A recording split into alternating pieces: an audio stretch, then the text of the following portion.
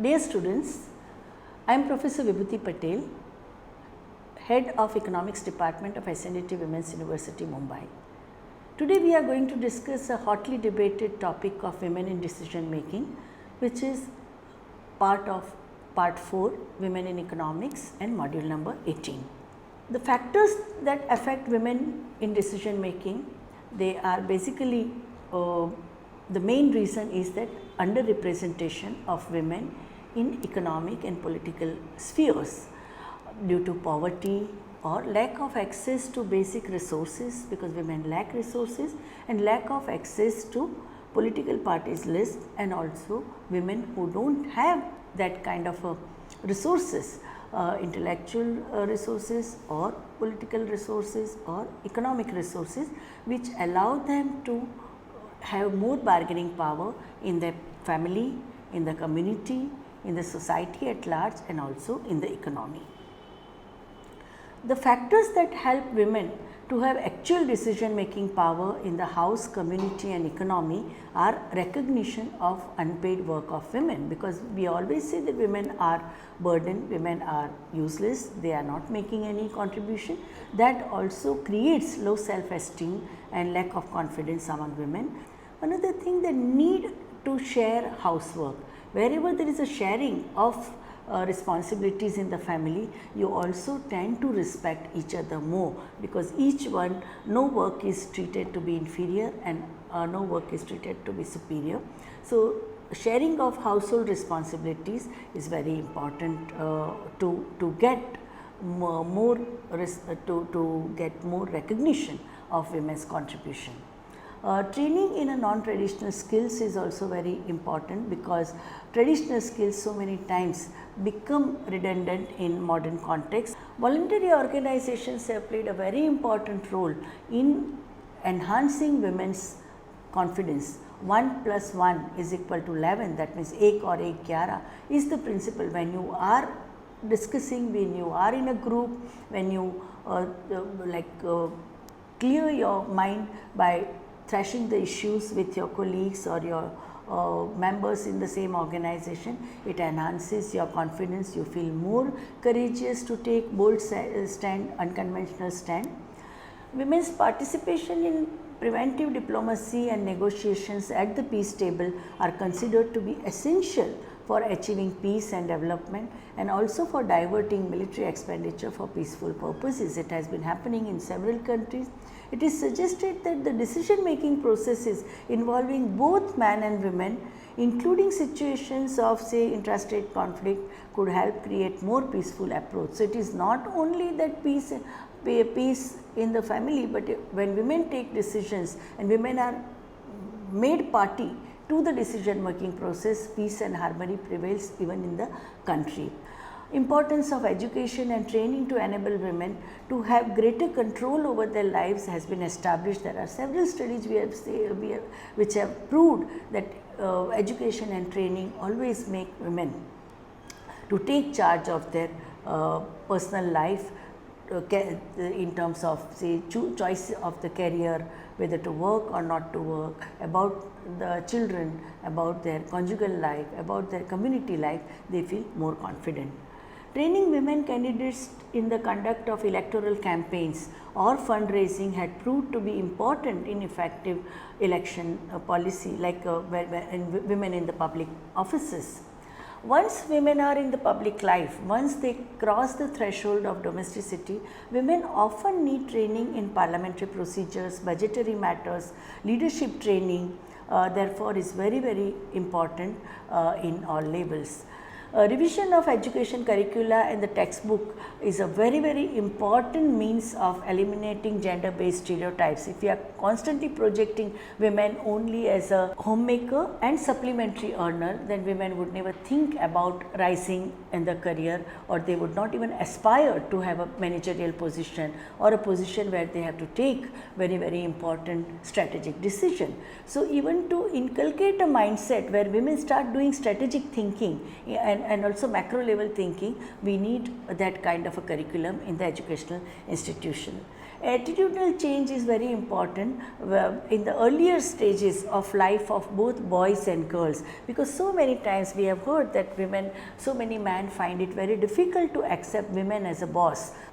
Media plays a very important role both in perpetuating the sex stereotypes, and at the same time, if you are make a conscious effort, you also challenge the stereotypes, and there is a need to ensure a positive view of women and portrayal of girls in a non-traditional roles, always showing just girls playing with a doll or just doing a very timid task of just dancing, and this that also creates a mindset where you don't accept women either for taking up a very challenging task in their life. Continued stereotyping of women and their negative portrayal as a sex object on television or film undermines the struggle of for women's equality. Like whether you are in the field of a sports, or you are in the film of films, or you are in the field of education, everywhere women really put in their best to come out. In fact, to rise in your career, women have to put in efficiency plus. Only efficiency will not do. You have to prove your caliber in terms of your lung power and your tongue power and your intellectual power and your persona and your nurturing nature. All these things are combined, then only you will rise as a woman, and that's what, because that's why women have to put in much more to come up in the career. So this is the situation, and despite growing presence of professional women in media, decisions about editorial content or a production issues are still largely controlled by men. You have a number of, you can count women who have risen to the level of resident editor, or where you do the strategic planning of your media house. Women need to seek greater partnership with men to build coalitions and strengthen the alliances to advocate for women in the empowerment, both political empowerment, even representation in any office. If you are a person who can bond with your colleagues, with who can discuss in a very dignified way and a convincing logical way with your superiors, it is only when you have this kind of extraordinary qualities that women find it easy to come up in the career. Women leaders and older women and men represent a valuable resource for mentoring young women as future leaders. So I think the equation between the generational equation, elder generation and the new generation, is also very important. National and regional women's parliamentary caucuses should also include women from private sector and also civil service, because then the administrative angle of governance and private sector, the way private enterprises are managing their enterprises, that kind of a knowledge can also be taken by the women politicians.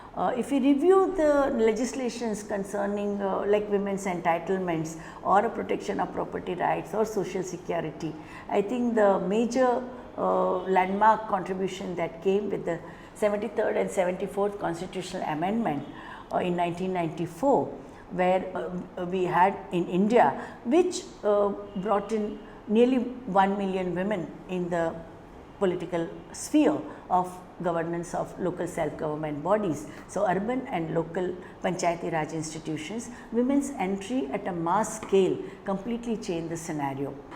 And in 1993 and 1994, what we got was this very important constitutional amendment, and most of the political parties agreed, I think, and most of the state governments except for Nagaland and Kashmir, all other states, they implemented Panchayati Raj Act.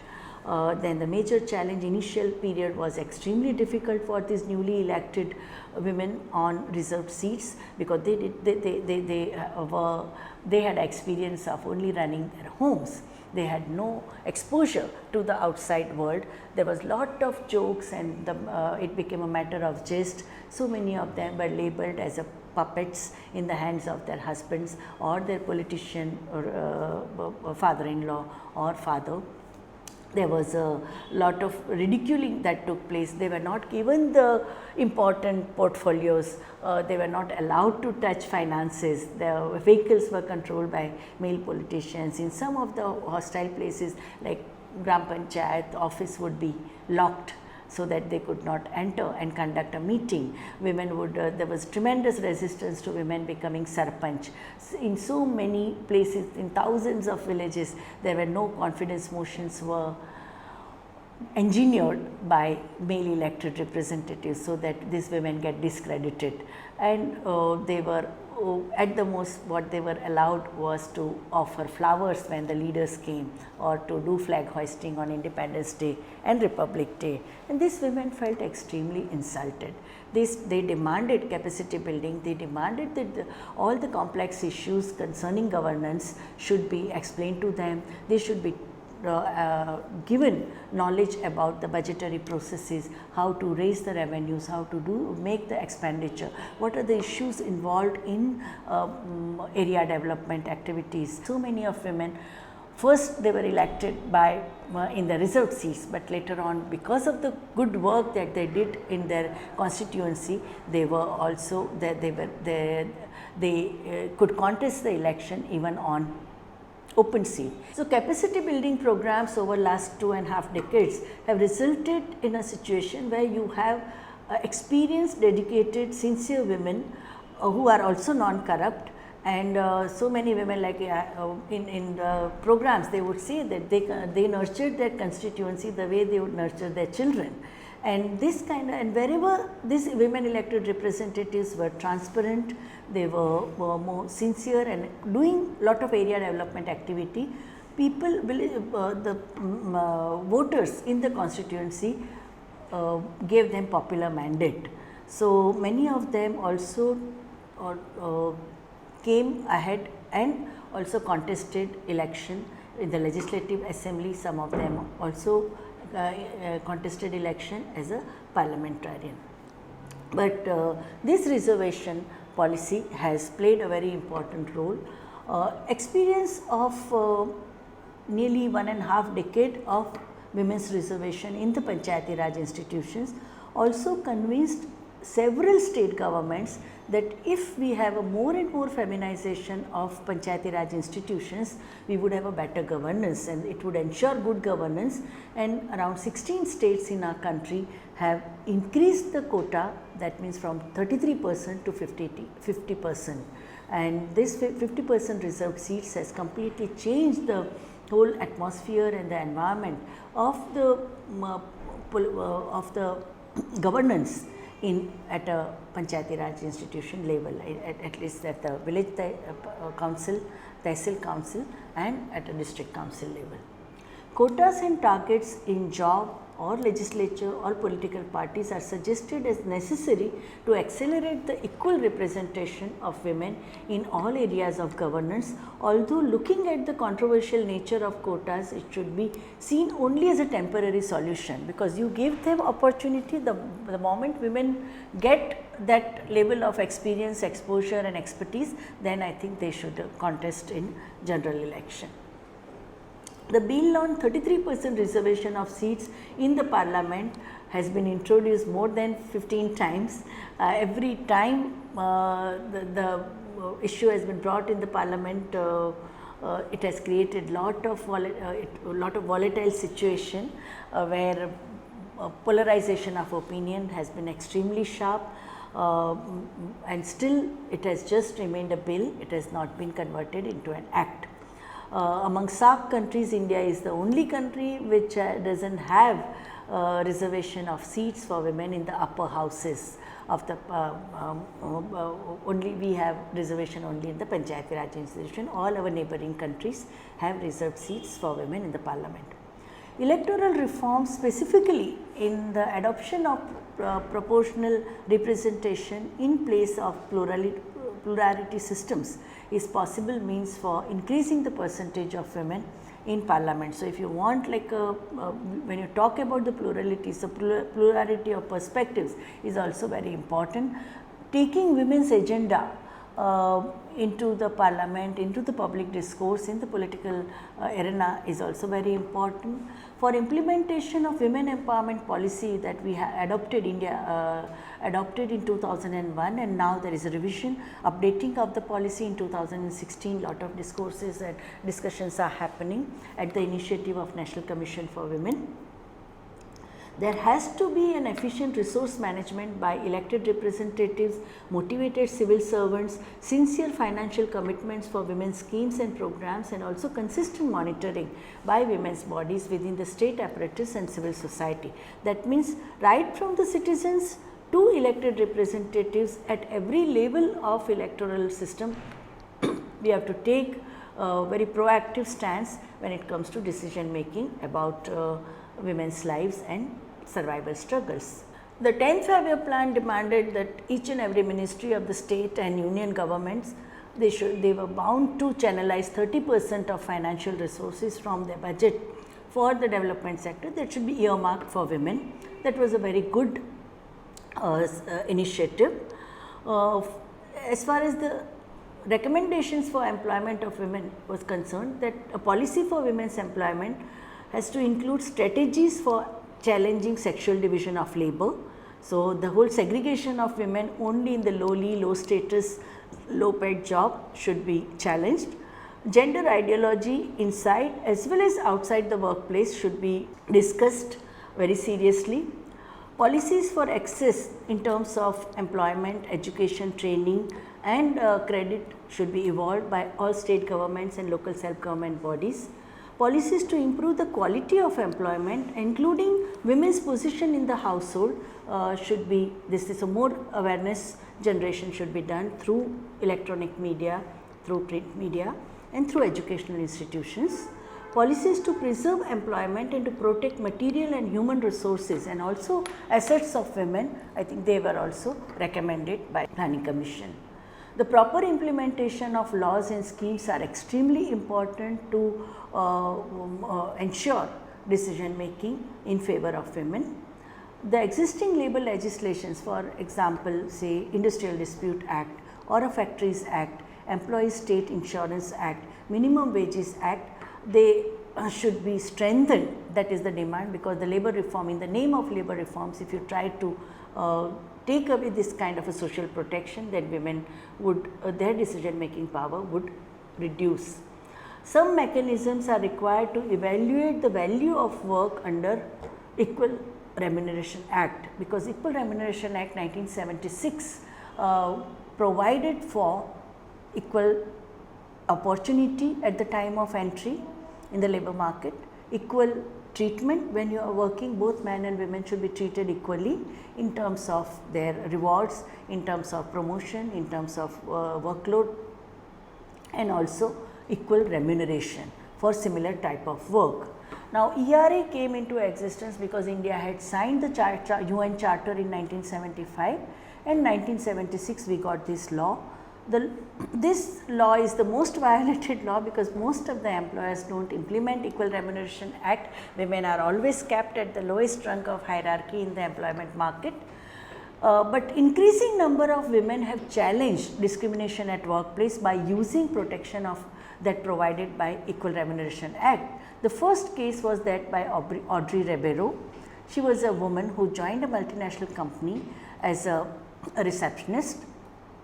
After 6 months, she was asked to mentor a young boy who within 2 years became her boss, and this kind of pattern continued for nearly 20 years. So, by the time she was 40, she demanded promotion, and employers said that there was no policy in their firm to give promotion to women. She would have to retire at the same position. By then, we had this law in 1976. She was the first petitioner. She filed a public interest litigation. Her family, her husband, her 3 children were very supportive of her. They knew that her mother was so talented and sincere. She was so hardworking, but still she was not getting any promotion. They supported her. She filed public interest litigation in the High Court of Mumbai.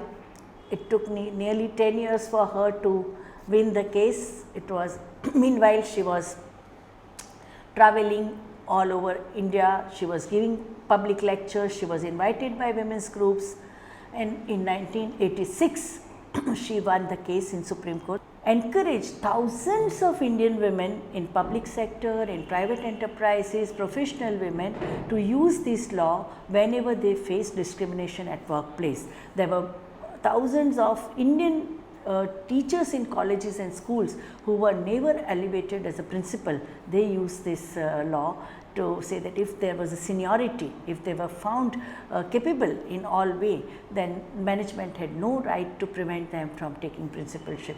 So, in all decision making bodies of educational institutions, government bodies, even in police force, we have seen so many women police officers have used ERA for their promotion.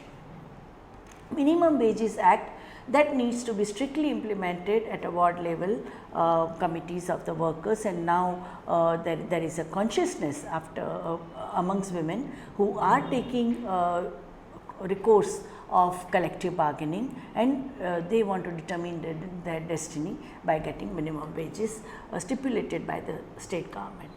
Employment guarantee scheme also, now we have a MG Narega, Mahatma Gandhi National Rural Employment Guarantee Scheme.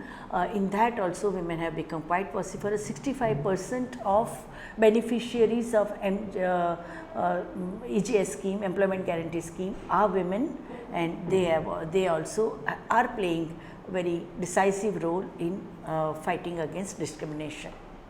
Maternity Benefits Act, for all working mothers, irrespective of number of employees that we have, creches should be provided to working women, and they are demanding it.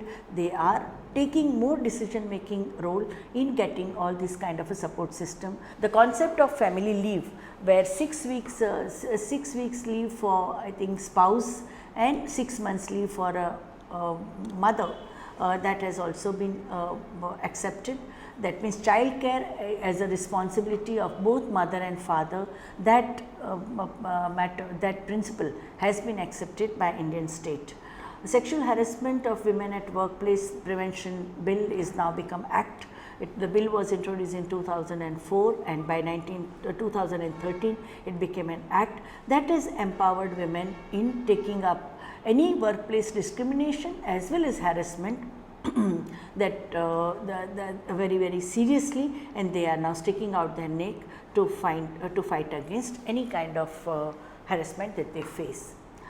When it comes to women in informal sector, the legal protection is given by this new law. We have Protection of Unorganized Sector Workers Social Security Act 2008, and now even the established trade unions are also, they have created a new wing within their unions for the unorganized sector workers. They are using the support of this new act 2008 act to get better deal for the unorganized sector workers.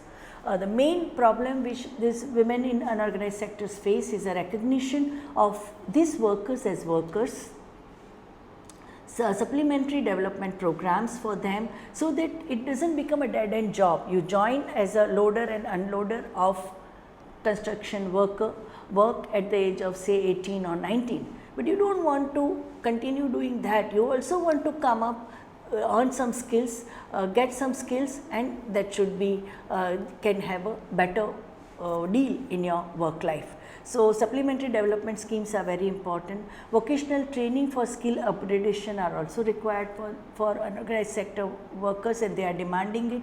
Provision for maternity benefits and postnatal medical facilities are demanded by unorganized sector women.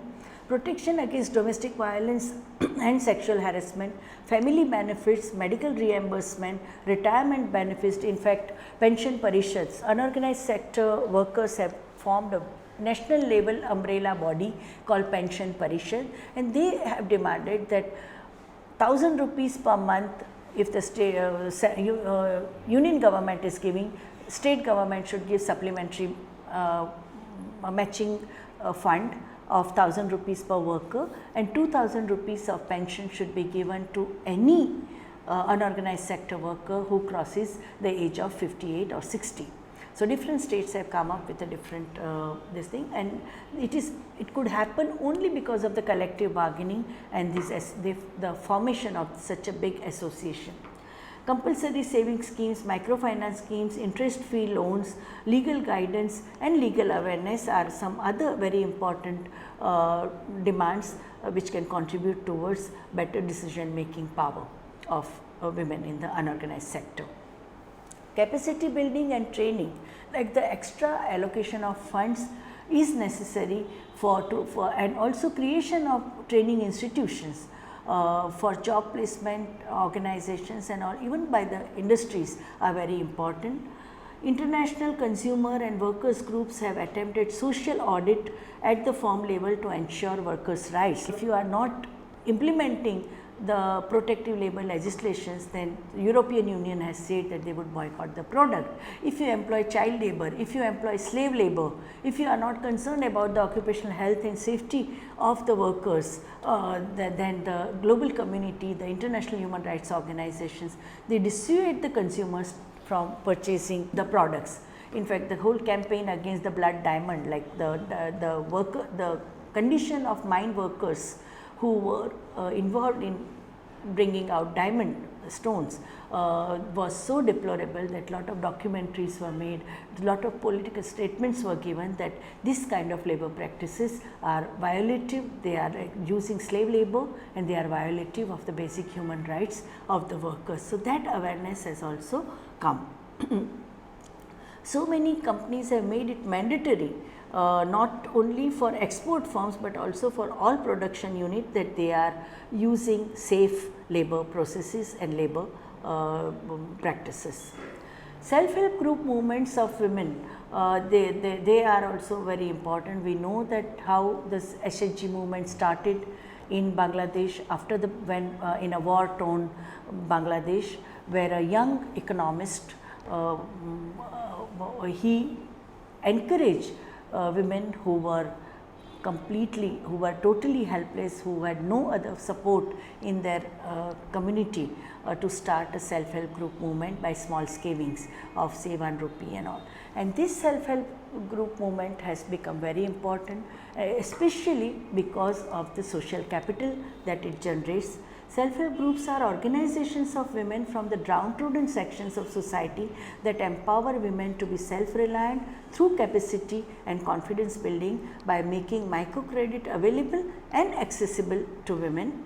SHG movement has taught women the value of savings and also strength of working as a group. If you are alone, so many calamities or the difficulties that you face in your personal life, you cannot combat it. But when you are in a group, then it is very the challenges can be met with gusto and confidence.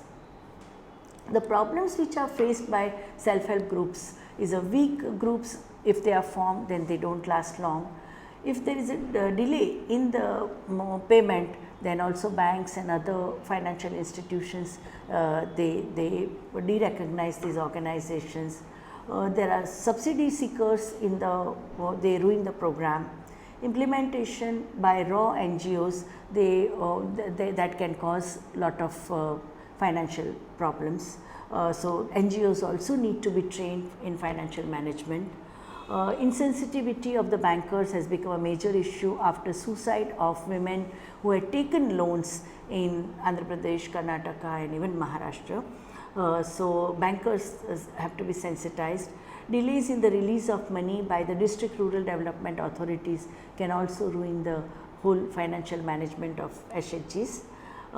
If group just remains in a money circulation mode for a long time, then it stagnates. It doesn't, while there are SHGs which initially start as a saving scheme, but they also venture into enterprise development, and those type of SHGs they have really developed. So, the variety of economic activities that SHGs are doing, that is also very important, and it is also recommended that the group should only be formed by NGOs or women development corporations with requisite knowledge and ethos of SHGs, self-help group development and microcredit movement.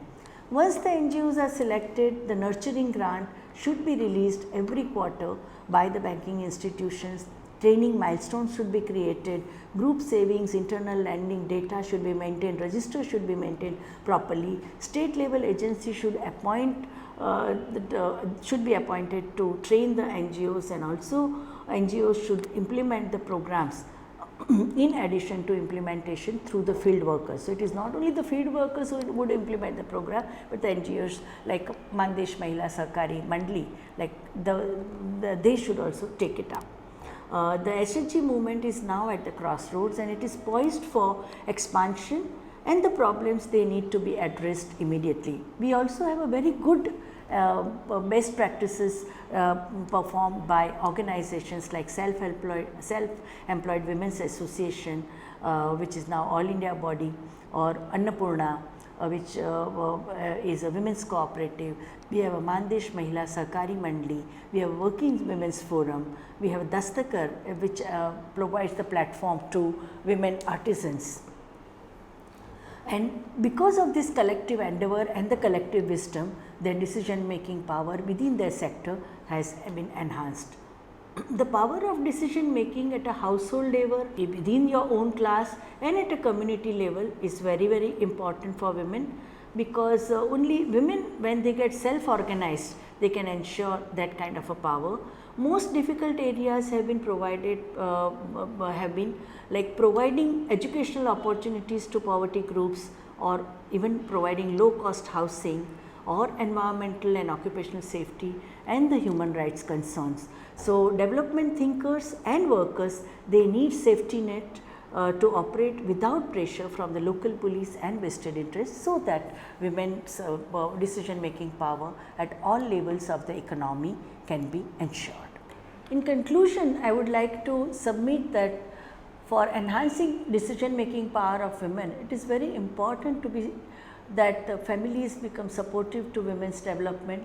Community leaders and community organizations, they also enhance women's confidence. We have to create a society that that enjoys and celebrates women's development and women's progress, and economy also has to be very supportive to women's career enhancement. It is only in this kind of an atmosphere where women can educationally empower themselves, they can enhance their skill, they have a confidence to deal with the complex societies of the world of work and the larger society. Then only we can ensure that women take their strategic decisions for their life, for the community, and for the society at large.